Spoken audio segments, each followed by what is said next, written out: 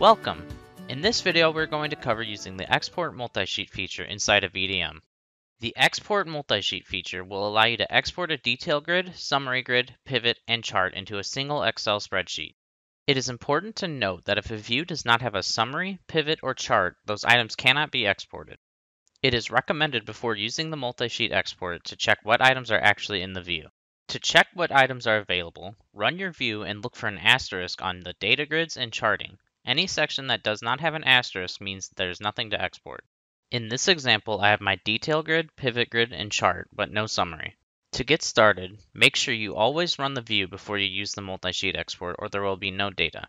Once the view has been ran, click on the Export Print tab located at the top of VDM and then click Export Multisheet. You will then be prompted to save the file. After choosing where to save the file and giving the file a name, click Save.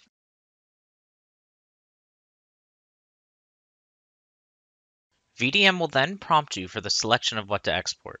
While keeping in mind which items are empty, you can also change the order the sheets will be exported by clicking on an item and dragging it up or down to the desired location. Once you are finished making the selection, click OK and VDM will export your multisheet. For additional help with VDM, check out our links in the description.